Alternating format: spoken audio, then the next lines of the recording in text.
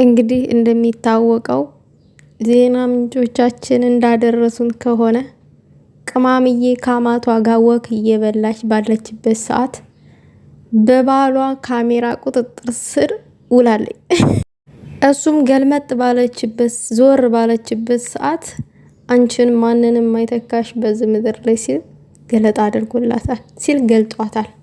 ውይ ዜናውን ራሱ ማንበብ በስነ ስርዓት አልቻልኩም። ቅርታ ተለማማጅ ዜና አንባቢ ስለሆንኩ ነው። ከዛ ደግሞ እኔ የታየኝ የቅማምዬ ፈገግታ ነው።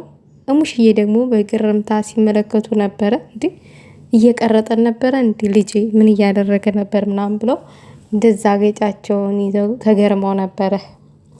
ግን በማታ ወክ እያደረጉ ባለበት ሰዓት ነው ይሄ ነገር የተደረገው ማለት ነው። ይሄ ሁሉ የፍቅር ገለጣ የተደረገው ትላላችሁ። ቅማምዬ ግን እንደዛ ፈገግታ በፈገግታ የሆነችው ምን ብሏት ነው? ብሩኬ ይሄ ነው ዋናው ፖይንት። ጥያቄ ፈጥሮብኛል። ለምንድን ነው የሳቀችው? ምን አይነት ቃል በምን አይነት ቃል ቢገልጻት ነው እንደዛ ፈገግታ በፈገግታ የሆነችው የሚለው ጥያቄ ሆኖብኛል። ምክንያቱም በሙዚቃ ታጅቦ ስለሆነ ገለጣ የተደረገው ይሄ ነገር ቢጣራልን፣ ከካሜራ ጀርባ ያሉ ሰዎች ቢያጣሩልን በጣም ጥሩ ነው።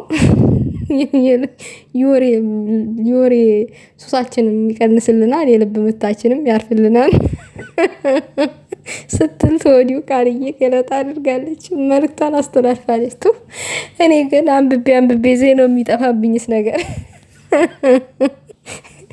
ለማንኛውም ቅማምዬ ከአማቷ ጋር እንዴት አያችሁት? በማታ ወክ እያደረጉ ምናምን ነገር የኔ ትንሽዬ ምር በጣም ነው ደስ የምትሉት። በዛሬ ደግሞ የሆነ ወቅት ብሩኬ እሙሽዬ ቅማምዬን በጣም ነው የምትወዳት ሲልም ገለጣ አድርጓል። ቅናት ይዞት መሰለኝ ከሱ በላይ ስለወደዷት ሀይሚዬን።